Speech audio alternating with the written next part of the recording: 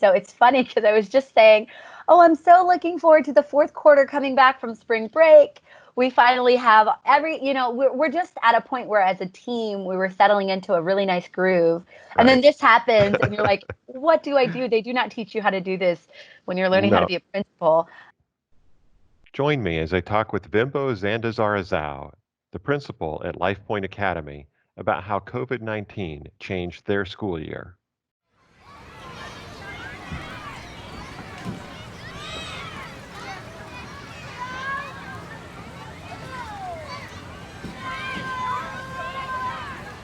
Welcome to EdForum, a show where we explore ideas and innovations in Adventist education. Let's get started. Here's your host, Mel Wade. Glad you've joined us today. Today I have the opportunity to talk with Vimbo, who is the principal at LifePoint Academy in Jacksonville, Florida. So hello, how are you doing today? Hi, I'm doing good. I just had lunch, so I'm doing well. Life is always better with a good meal, isn't it? Yeah. So great. So just wanted to talk to you a little bit about LifePoint Academy and how you at LifePoint Academy as a principal there have led your school and the things you're doing in your school and how it's impacted your community. How is this? We've gone through this shutdown that's happened in almost all across the country in many Mhm. places, and school has changed, but it's definitely brought in some challenges to us, and we want to talk about those challenges, but we also want to have a chance to talk about the opportunities that have come through this, and give you a chance to share those opportunities and those really cool stories of things that are going on with your families and in your community. So let's start. Jacksonville, Florida. For those that aren't from Florida, I know when I moved to Florida, we threw out these names. Oh, this is there and that's there, and I'm like, okay, yeah, where is that? So tell us about Jacksonville, where you're located, and a little bit about your community and what your school looks like. All right. So, yes, Jacksonville, similar to you, I guess before I moved here, I hadn't really had an idea of where Jacksonville was or what it was about. But Jacksonville is in northeast Florida. We're just a couple hours north of Orlando. We are on the beach. So, I mean, I'm about 20 minutes from the beach where I live. Our school's about 20, 30 minutes from the closest beach and all along the coast. So, we've got a lot of nice beaches by Jacksonville. Yeah, we are a school of about 64 students right now. So we're about a medium-sized school, and we have diverse families. We have Caribbean families. We have some Burmese American families. We have, Caucasian American families. We're pretty diverse. We have some Hispanic students as well. And so we've got just a nice little mix of culturally diverse students. We have students with diverse learning needs. So we have some students who we've got to kind of push them even further because they're above the curve. We have some students who we have to provide extra support. So I would say in that way, we're probably typical. I think every school Mhm. has that, has to meet different needs. We have 6 full-time teachers. So our grades are divided into pre-K. We have a pre-K classroom, a kindergarten classroom, and then from then on, it's kind of divided into 2 grades. So we've got first and second together, third and fourth together. Fifth grade, we have by itself because we don't have any sixth graders this year. And then we have Okay. seventh and eighth grade. And I am in a unique position because while I am the principal, I also am the seventh and eighth grade homeroom teacher. And so I also teach them Bible, seventh and eighth graders Bible, and then I teach fifth through eighth grade math. So I teach fifth grade math, seventh grade math, and eighth grade math. So that's a little bit about me and our school. Yeah, that's what I can think of Yeah. for now. That's great. Yeah. So we went to spring break. I think I don't know if this happened during your spring break or not. I know, but many of the schools went to spring break, and all of a sudden, in the middle of spring break, word came out that, oh, guess what? The governor's saying all the schools should close in the state for a while. And what did you do? How did your staff react to that? What was the conversations that went on? Were there, tell me about the process that you went through, and how your staff processed all this very different information. Yeah, so it was kind of a weird, crazy time because we were in spring break. So I believe it was like March 10th, I was just living my life. It was a Tuesday and I'm just hanging out with friends. And then Wednesday night, I saw the president make a speech. And once that speech happened, that said, this is really happening. This pandemic, I think that was around the time they were starting to use words like pandemic. I immediately thought, okay, as a principal, this is going to impact whether or not we go back to school next week. What's going to happen? And I know within that week, I worked with the superintendents, called meetings for principals. I don't remember exactly which day because it was a few weeks ago now. But once the superintendents communicated with us as principals, hey, this is what it looks like it's going to happen. Florida shortly after that said that they were going to extend their spring break. Our county in Florida, where our school is located, they were going to extend their spring break because we were on spring break along with the county at the same time. Okay. And so they were going to be out the next week. I communicated with our teachers. I said, hey, this is what's going on. It's up to you guys. We are not sure what's going to happen. Do you guys feel like we could start next week? And actually with the teachers, we met that Friday over Teams. We had a video meeting. And it was our first time using Teams, which we didn't know it would be our new favorite platform. But we met and I just asked them honestly, hey, guys, do you think maybe we could get something together for us to start online learning if we needed to on Monday? And then Monday sounded a little kind of crazy. So I was like, maybe we could wait until Tuesday to start. How do you guys feel? They said, okay, let's try to give ourselves the weekend to start. And so Sunday, the team all got together. So we do have the 6 full-time teachers, but we have some other support staff. And every staff member, we called all of our students, every single family. We spoke to the parents on Sunday. We let them know what was going on. We let them know that even though the county was extending spring break, we were planning on starting our distance learning on Tuesday. Would that work with them? We actually checked and saw how many devices parents had at home. Because now we were starting to think, okay, schedules, like if I'm teaching a kindergartner at 9 a.m., but there's also a 3rd grader in the home, how is that going to work? And if they only have one device to connect with, exactly. Yeah. Exactly. We thought ahead. We were trying to think and anticipate as much as we could what the needs would be. And so our goal was to get a device in the hand of every student. And luckily, praise God, we have a situation where we had enough devices that any students that did not have a device could come and pick one up. So then we scheduled a pickup for Monday. Yeah, it was really super awesome. Monday, parents came in. The teachers were meeting in another part of the school, but we had some staff in the front lobby giving textbooks and any devices that needed to be signed out. That included keyboards for the upper grades, and then iPads for our students. Actually, pre-K through 8, we allowed them to check out an iPad if they needed, even though different classes would have different schedules. Something that was really nice that happened. Well, I think it's nice. I know it was like a lot of hard work for our pre-K and kindergarten teacher, but they recognized immediately that no matter how much distance learning occurs, the students would need like physical things to work with because developmentally they've got to touch things.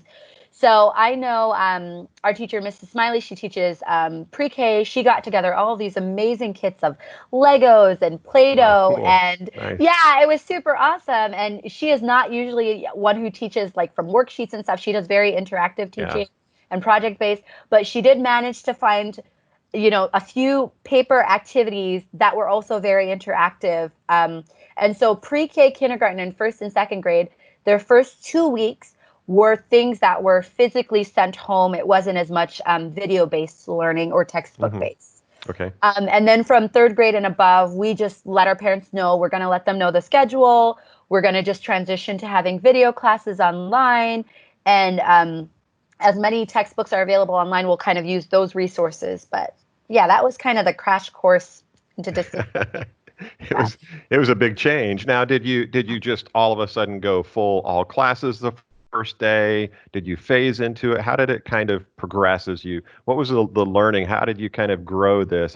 I'm guessing you didn't just suddenly start with this wonderful, amazing program that was all well-rounded, and I'm sure it's still a challenge, but how did it grow and mature as you went through the process? So as you've said right now, we did not start with a full day schedule the first Tuesday we started. In fact, there were so many hurdles to get through. The first was we realized, the 3rd graders and up had Microsoft Teams accounts, but for the younger grades, those teachers had to get on Zoom. And I would say the first week, I mean, bless their hearts, our pre-K, kindergarten, and first and second grade teachers, they really were just walking alongside their parents to get them connected to the Zoom meetings, because they were communicating, they were calling them, they were, doing video meetings and just saying, this is what you press on your computer, this is how you do these different things. So we tried to start on Tuesday. There were classes that happened on Tuesday. There were students that weren't necessarily present until later on Tuesday when the teacher could meet one-on-one with them.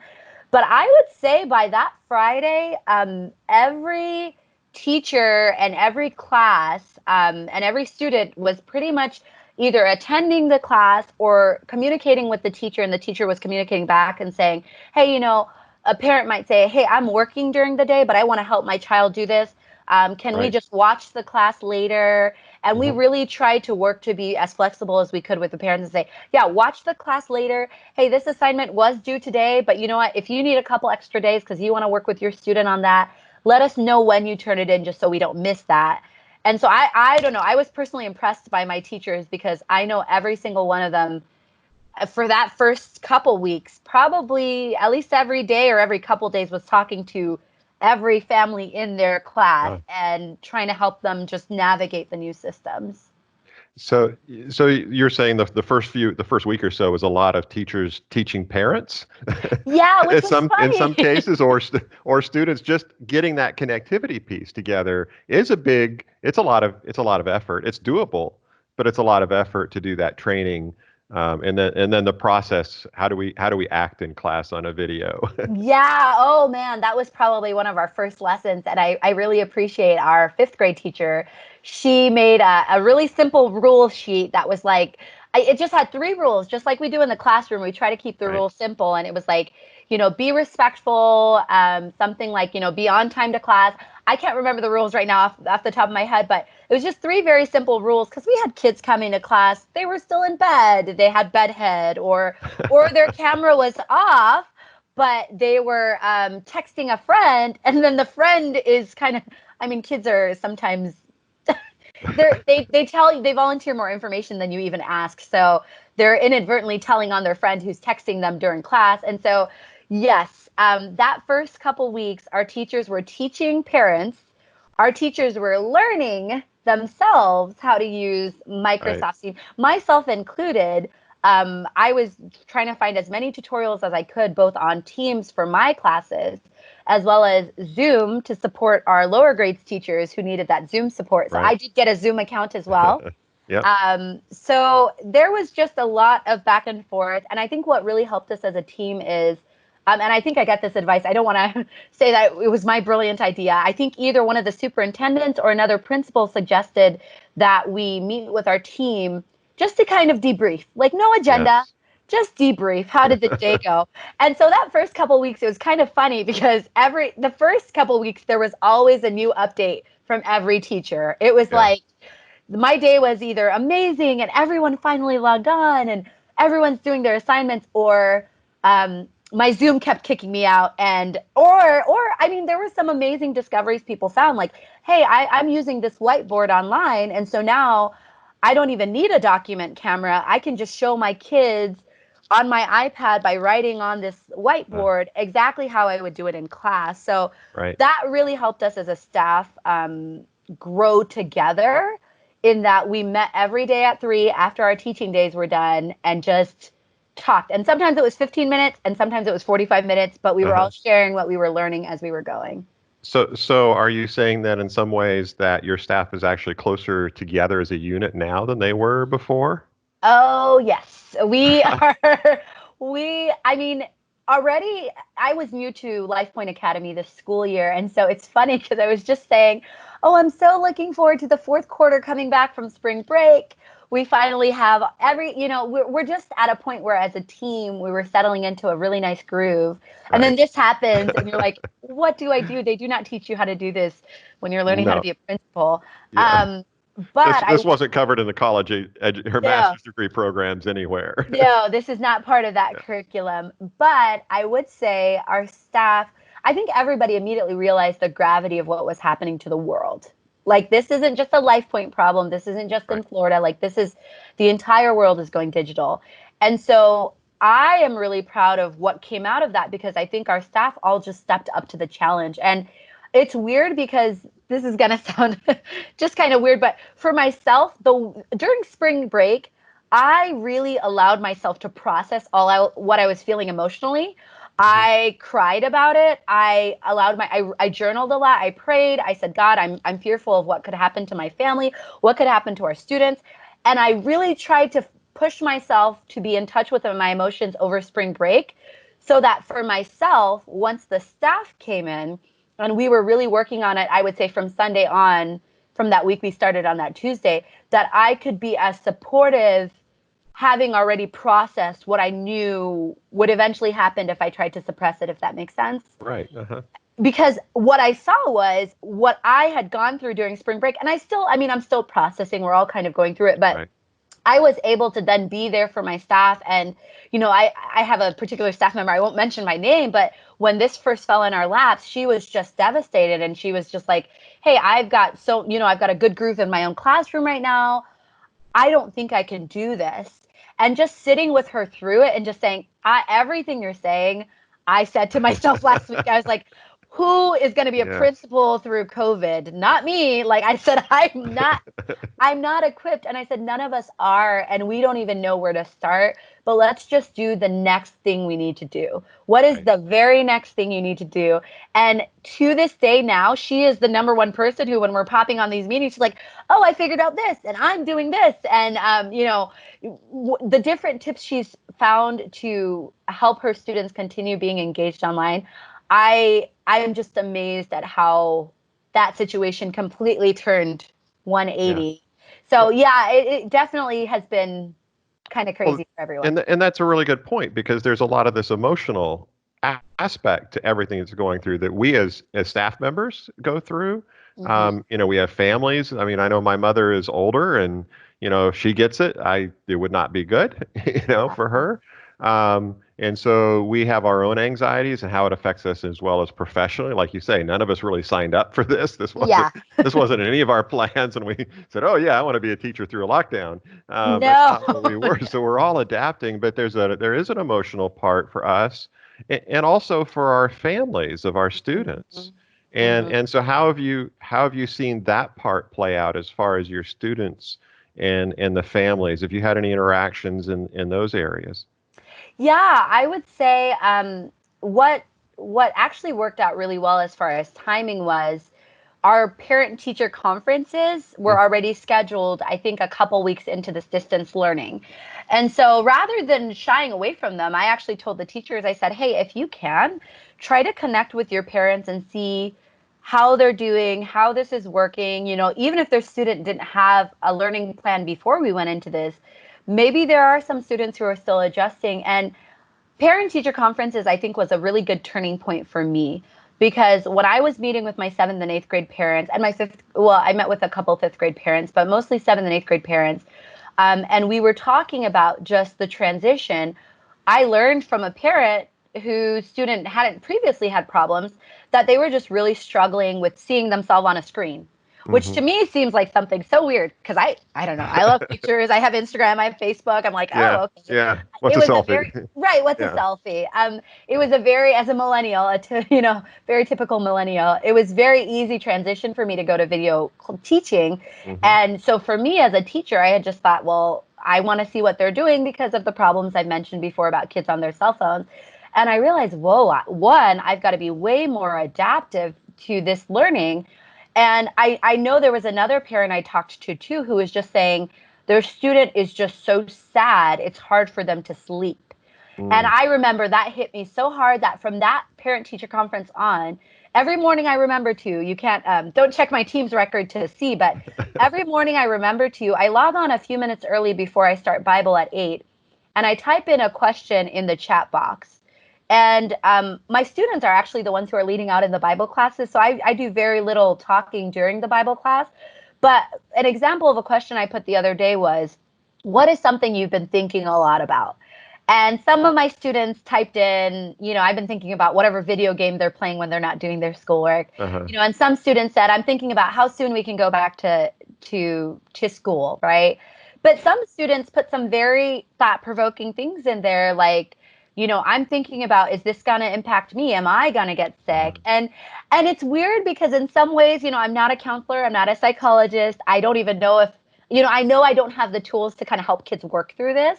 But I think at a very basic level, what I realized is in trying to get the program up and running with distance learning and keeping them learning and reading, Right. math, and writing and all the things they need to know, we've got to also stop in between and say, how are you? And so I really do try to even say that as much as I can through classes, like, hey, we're doing algebra, but like, are you guys okay? Did you sleep last night? Because I didn't, that kind of thing is helping. Yeah, and allow them to process that, and for us to process it. And it's interesting you just said, yeah, Ben, I didn't sleep well last night, just to be real about that with them, to know that, hey, we're all struggling with some of these emotions that goes through, and where are we all at with this, and just knowing we're in it together and allowing them to do that, that's really, really powerful.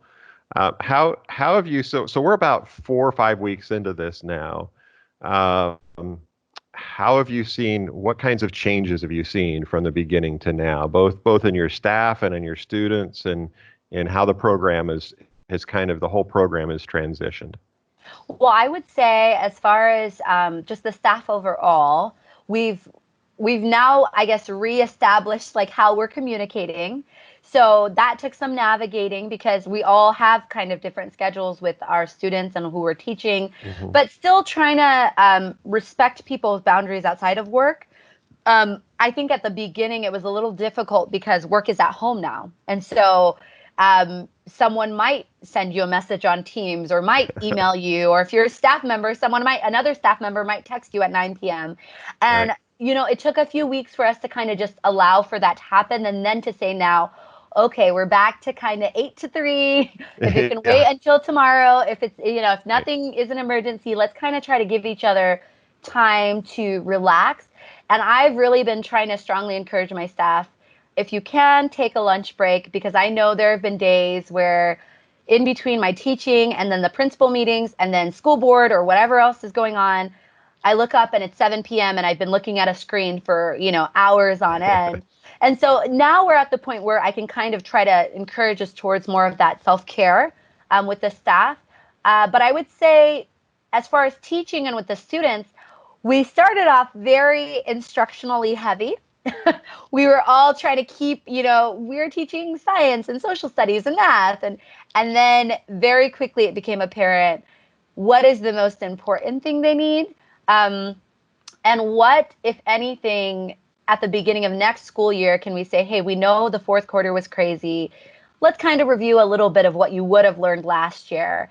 So I would say within 2 or 3 weeks of us doing distance learning, we reduced our homework load because we recognized some of our parents were, like I had a parent tell me, my kid is getting online for the video classes fine, but when they log off, they don't go and do the apps. They're like, it's really hard to get my kid to focus. And part of me was laughing because I'm like, without naming the kid, but we've kind of been telling you a little bit about this all year long. It happens in class too, but there you go. Yeah. No, we love our kids. And Definitely. it's a very difficult situation for kids to focus in. And for the younger ones, especially, that's a whole lot of independent work time we were expecting at the beginning. So I would say we've nicely made the shift of, I think once I tallied my hours of what 7th and 8th graders were doing at the beginning, they were doing somewhere between like 7 and 8 hours of schoolwork a day. Ooh, yeah. Yeah, we trimmed that down. We about divided that in two, and we said, okay, they if they're doing a math assignment on one day, they can do the app on the other day. And if they're doing a Bible assignment a couple times a week, as long as we meet every day and we pray together, physically they don't need to produce as much output because we're just worried about maintaining a normal schedule, but not so much pushing heavy content at this time. It is a fine balance between providing the quality education that we want, but making sure that because we can give them a lot of stuff and nothing sticks, but making Right. sure that what you actually give them sticks and they actually learn it. That's one of the challenges we all have as teachers, I think, is that, we can say, oh yeah, I gave them all this information. Yeah, maybe it went in one ear out the other. But Yeah. what's that essential? What's that essential learning that they need to have? What's that core knowledge Yeah. that they have to have? Yeah, I would say exactly to that point. I learned very early on as a math teacher who I typically cover, I don't know, anywhere from 2 to 4 lessons a day. Like I'll do 10.1 on Monday and 10.2 on Tuesday and 10.3. I do a book lesson a day or every couple days. Very early on, I had to call our math coach, Sabrina Myler, if you're watching, you're awesome. She has really helped me with this and assisted in just slowing the pace down and being comfortable with, hey, we're going to spend this whole week learning about surface area because this whole chapter is about surface area. So one day I have the students find something in their room that has surface area and has volume. And they just describe that object to the rest of the class. And then by the time you get to the fifth kid, which you have to sometimes strategically choose their order because you know which kids are going to get it and which kids Right. are going to need a few more minutes to understand. Process it, right. Yeah, then you have the kid who picks up a water bottle and is like, I get it. The plastic is the surface area. This is literally a lesson I taught like last week. The plastic is the surface area and the water is the volume. And just helping them understand conceptually what they're learning, it's worth slowing down and doing for a day in math because, like you said, you want it to stick. Are they going to memorize the formula and be able to reproduce it in August? I don't know. But at least I know that the students know what surface area is. So that really brings up an interesting thing that we've kind of been talking about is internally is, okay, so what are the lessons that we take as teachers, as professionals? What are the lessons we take when we go back to online, to real face-to-face instruction? Yeah. And I don't know if you have any answer to this or not. I don't want to put you on the spot because it's one of those things that we're kind of processing. And so it's kind of like, okay, so what's next? When we come back, how do we take the lessons that we've learned here and apply it when we come back and not just go, oh, I'm going to go back to my default way of teaching, but actually say, hey, yeah, I could take this and I can make my in-person class better because of what I learned here. And I think that's something that would be interesting to process. And maybe we can talk about that later, in another discussion, but it's just kind of an interesting thing. But along those lines, what do you think is next for your staff? What are the next steps for the next couple of weeks? What are you going to focus on as you go through? So we're about at that halfway point for our quarter where we actually have a staff meeting later on, and we're going to just talk about what it looks like between now and the last day of school. And how can we, in the next couple of weeks, start to wrap up learning as we would in a normal school year? How can we assess, because it's very difficult to get, in some cases, a real assessment as far as like end of year tests and things like that from a student, because we don't know what context they're in at home. It's harder proctoring it online. So I kind of want to talk to the teachers about what they think would be fair, what they think would still see where students are ending the school year on, but not penalize students who maybe don't have their parents sitting next to them saying, that's how you write the letter A. There's just so many things we can't account for. Right. I would say, going back to your question, I do have a couple things I've already written down as I need to never go back to this after, distance learning. I've learned some things. Now when I go back, I need to be different. One of them is actually, as a math teacher, teaching in a more concrete way, because you just have to. You just have to. And I have taught math. I've been an educator for 6 years, and I've taught this level of math for 4 out of my 6 years. And I've taught middle school math from 5th grade through 8th grade, 4 out of those years. And still, I have never been as concrete in these abstract, as far as surface area and volume. Those are things you can show. When we're dividing fractions up, I mean, I've found every single thing in this house to show students what math is like in real life. And I'm like, this is what I need to be doing every day. I mean, it takes more work. Sometimes it does mean a slowing of the pace of the curriculum. But I think that ties into my other point, which I'm thinking is we need to be, well, I can say this for myself. I need to be more focused on the big picture because we have so many little picture things. A kid can easily Google a formula for anything in the world. but do they Yes. know how to apply it? Do they know why Uh, it's relevant? Do they know why we care what the volume of a water bottle is? Well, if I'm a water bottle, if I'm Dasani or whatever it is, I care how much water goes into each bottle, right? yeah. So that's the thing where I've been forced to do it. And I'm like, I have to look at overall standards and the categories more than I look at the individual ones. And those are just as important, but they only matter if the student understands the context. And the last thing, I just, on a roll right now. But the other thing, this is kind of a practical one, less Yeah. philosophical. I have gotten so much more grading done so much more efficiently using Teams and using the students entering things in. And so I don't know what that looks like in real life, because I know students do like me putting a little green check mark by their books, Hmm. But my grading time has literally been more than cut in half. Maybe it's a third of grading now since we're online. And that's even with me grading on Teams and having to enter it in on fax on our actual grade book. Right. Even with doing those two steps, I'm doing significantly quicker grading. I will say it does pose a challenge because I'm still having them send me pictures of their work, because the Uh-huh. math teacher in me is like, well, you could just use a calculator online. How do I know you worked with that? So there are a few Yeah. little aspects where I'm seeing that they're doing their work, but I love grading online. This is Yeah. great. I should have been Nice. doing this all year. Yeah. Yeah. So are there any stories as we kind of wrap up? Are there any stories from your students? Anything that stands out as how this has impacted them in a unique way that you want to share? Yeah, I will share one that I was. It was probably one of the earliest success things of this whole distance learning time. The very first day of class we had, it was a Tuesday. And like I said, some students logged on and some weren't able to in my 7th and 8th grade class. But eventually by that evening, I had connected with every student. And I don't even think I had the full hour-long class that Tuesday. I just said, hey guys, we're in this chapter. And I just want I want each of you to show me with your cameras that you can show me your textbook. I want each of you to turn on your mics.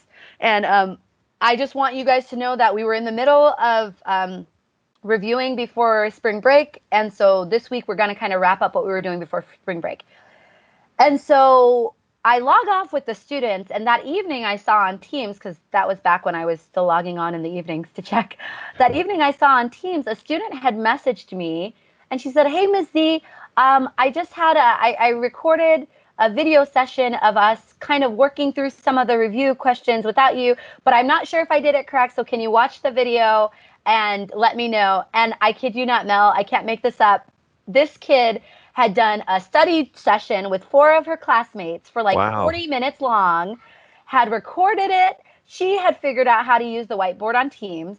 I was in tears. So I was sobbing because I'm like, oh my goodness, this is what education is all about. It's like you teach the kids and then I hadn't even assigned anything for that day, but she took the learning into her own hands and she said, well, I know you said that we're going to do the review this week. And so I figured we might as well just start. And I was That's just like, cool. this is just this kid. I mean, and kind of it's funny because she kind of taught me how to use the whiteboard on Teams. So I You watched know, the video and I was like, oh, yeah. okay, now I really know how to use those features. But I was really impressed by just a 7th grader logging on in the evening because she's just so excited about learning online. So that was kind of cool. Nice, Yeah. nice. So it's thank you so much for taking the time to share and to talk here. It's exciting to see the impact it has and how we're making connections in the community. In some ways, even more connections than we did when they were in person, which is really Yeah. the irony of all this Yeah.